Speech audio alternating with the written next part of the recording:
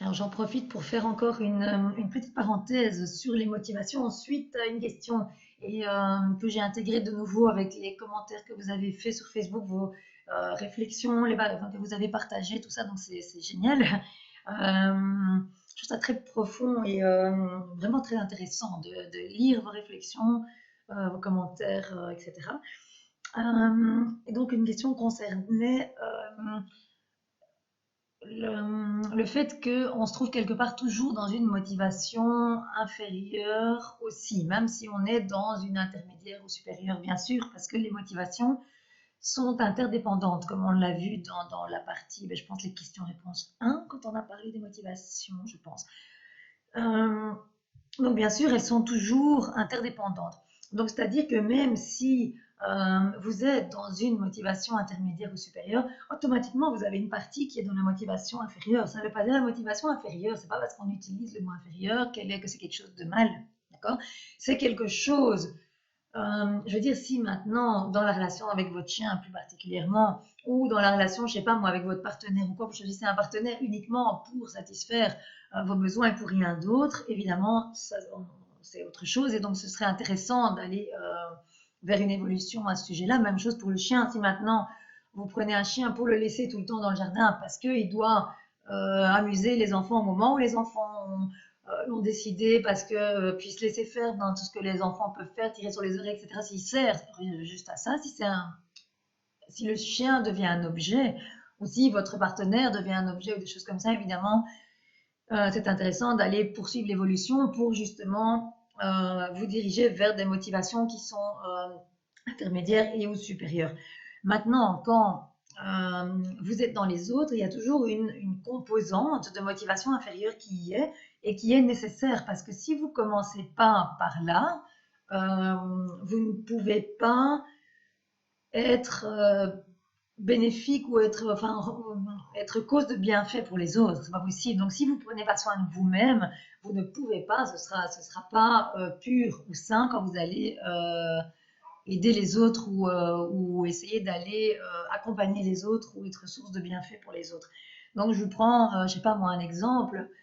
Euh, dans une motivation inférieure pour vous-même, on pourrait dire dans la vie quotidienne de tous les jours, donc on est au niveau superficiel de notre vie quotidienne, donc vraiment le terre-à-terre, par exemple, je sais pas moi, quand on n'est pas dans un élément spirituel, par exemple, admettons, vous allez manger au restaurant, mais vous pourriez vous dire, dans ce contexte mondain-là, je vais au restaurant, mais comme motivation inférieure, par exemple, je choisis, je sais pas moi, des aliments là qui vont me faire du bien, par exemple.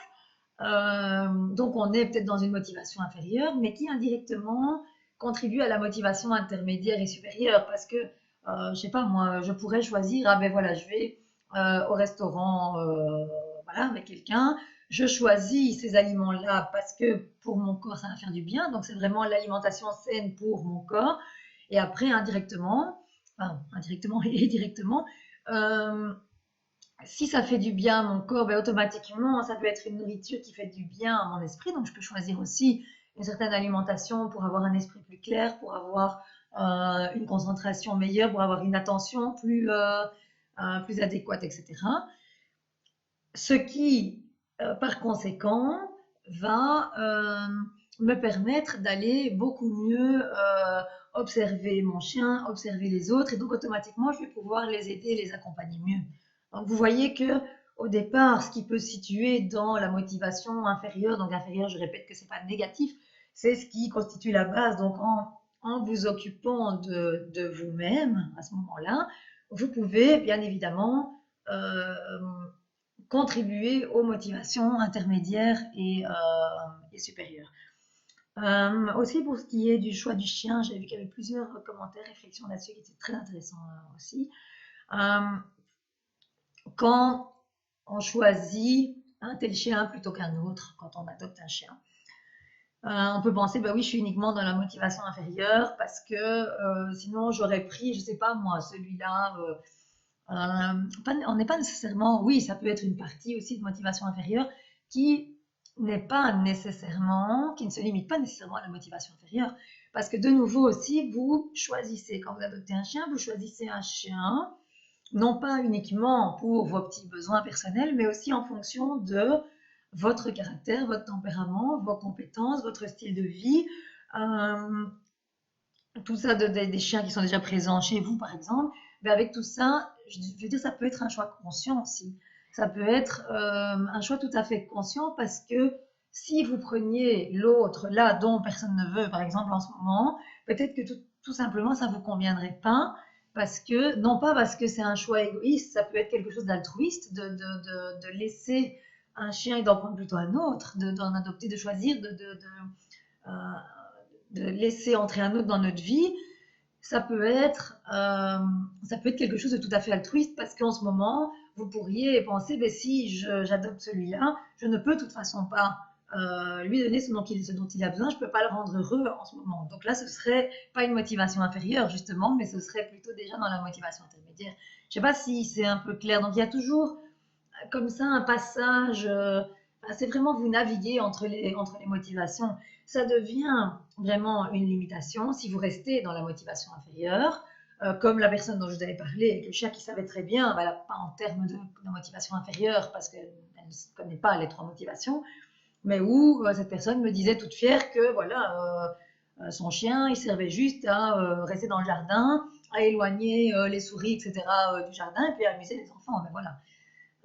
Donc là, c'est quelqu'un qui se trouve uniquement dans la motivation inférieure, euh, où le chien, bon, n'a pas de maltraitance peut-être physique comme on l'entend, il n'est pas battu, il n'est pas etc. Par contre, il est euh, victime de beaucoup d'autres maltraitances, bien sûr.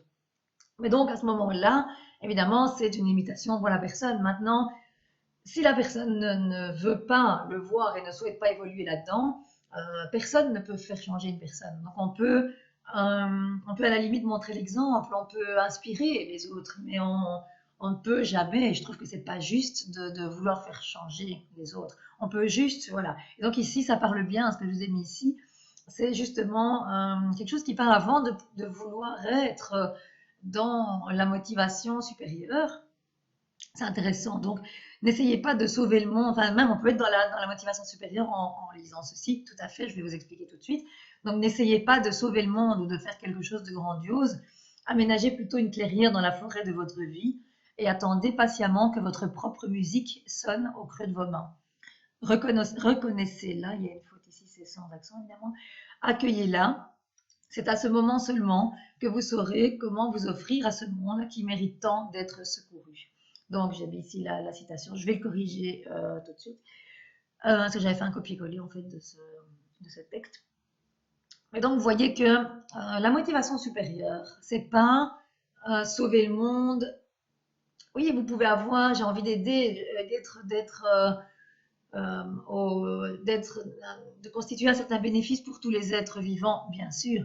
Par contre, être au service et faire du bien et aider tous les êtres vivants ne veut pas dire que vous allez vous éreinter et aller changer tout le monde. C'est pas possible. Ce serait pas juste non plus. Ce serait pas ça être dans une motivation supérieure. Donc être dans une motivation supérieure, c'est pas dire aux gens tu dois faire ça, tu dois faire ça, tu dois faire ça. C'est proposer des choses parce que vous avez étudié ça, parce que vous avez fait l'expérience de ça, vous avez un grand bagage par rapport à ça, et évidemment vous allez tenter d'aider l'autre. Après, une fois que vous l'avez mis sur le chemin, euh, c'est la personne elle-même qui doit prendre la décision euh, d'aller vers son évolution ou pas. Ça me fait penser à quelque chose que quelqu'un m'avait envoyé il n'y a pas longtemps, qui m'avait vraiment remercié pour tout ce que je lui avais, je ne sais plus comment c'était dit, mais remercier pour tout ce que je lui avais permis de comprendre, je ne sais plus. Donc je lui ai répondu, mais moi j'ai juste montré le chemin. Après, c'est toi qui a parcouru ce chemin. Moi, je l'ai juste montré. Après, c'est la personne qui doit le parcourir et trouver sa voie dans le chemin ou le sentier que j'ai pu montrer éventuellement. Et donc, elle m'a répondu, oui, mais si personne ne me montrait le chemin, j'aurais pas pu le parcourir. Donc, voilà, c'était assez chouette. Mais donc, dans la motivation supérieure, parfois le fait justement de ne pas faire quelque chose. Donc, par exemple, par rapport à un chien, le fait de ne pas l'adopter pourrait constituer une motivation supérieure parce que si vous savez que vous, avec votre emploi du temps, je sais pas moi, je pense à n'importe quoi de l'effet de la vie ou avec le style de vie que vous avez ou des choses comme ça. Adopter ce chien voudrait dire le rendre malheureux, ou en tous les cas ne pas pouvoir le rendre heureux et ne pas pouvoir constituer quelque chose qui serait d'aide pour les autres êtres vivants. Vous pouvez être dans une motivation supérieure justement en ne le faisant pas. D'accord? Donc c'est toujours à voir un petit peu, vraiment à explorer. Donc quand vous voyez quelque chose, c'est qui est toujours intéressant. Quand ici on a vu les motivations, ben allez explorer, faites dans l'expérience et vous allez vite comprendre que ce que quelqu'un d'autre disait aussi que en étant dans la motivation supérieure, quelque part elle en retirait des bienfaits aussi. Donc elle se demandait si réellement elle était dans la motivation supérieure. Mais ça de toute façon, bien sûr, ça dépend de quelle est l'intention toujours. Mais quand on est dans la motivation supérieure avec l'intention véritable et authentique d'aller aider les autres et d'être au service des autres, d'aller apporter des bienfaits aux autres, etc., mais automatiquement, et là on passe dans la loi de cause à effet, automatiquement, ça vous revient et vous avez de la joie. Mais l'intention n'était pas égoïste, l'intention, vous ne l'avez pas fait, vous n'avez pas réalisé cette action pour que ça vous revienne. D'accord? Si vous aidez quelqu'un, je pense que c'était Mathieu Ricard qui expliquait une fois, si vous voyez quelqu'un qui va passer sous une voiture, par exemple, vous n'avez pas le temps de réfléchir, vous allez retirer la personne, vous allez l'aider, vous allez lui éviter de se faire renverser. Et automatiquement après, ben, forcément, la personne va vous remercier, donc ça va être une joie pour vous. Après, donc ça c'est tout à fait ok, vous avez eu une motivation supérieure. Et donc, ça vous est revenu comme un boomerang, mais le boomerang positif cette fois-ci. Donc, vous êtes tout à fait dans la motivation supérieure quand même, c'est quelque chose qui vous revient. Après, à partir du moment où vous recevez, je ne sais pas moi, les remerciements, les éloges, etc., c'est votre choix d'en faire ce que vous voulez après. Donc, vous pouvez évidemment, par rapport à ces remerciements, par rapport à ces éloges, vous pouvez commencer à aller caresser votre ego. Vous pouvez devenir arrogant ou des choses comme ça. Ça, c'est un autre choix. Mais donc, c'est pas parce que vous recevez quelque chose vous-même quand vous avez accompli une action bienfaisante que vous êtes automatiquement dans autre chose que la motivation supérieure. Donc, la loi de cause à effet, c'est ce qu'on sème, on récolte. Donc, pas toujours directement, hein. C'est pas toujours parce que vous allez semer ça maintenant que vous allez le récolter. Vous n'allez pas toujours voir les liens qu'il y a entre la cause et l'effet. Mais sachant que tout ce qui vous arrive est une conséquence de. Enfin, c'est lié à un nombre infini de causes et conditions, évidemment. Mais donc, voilà, j'espère que c'est un peu plus clair. Donc, vous pouvez tout à fait être dans une motivation supérieure et en recevoir vous-même les bienfaits. Votre intention au départ était d'aider les autres et puis vous avez reçu plein de bienfaits et c'est très bien comme ça. Donc voilà pour cette petite parenthèse sur les motivations. Si vous voulez, je remets ce texte ici dans le groupe ou dans votre carnet. Comme ça, vous pouvez le retrouver plus facilement si jamais ça vous intéresse.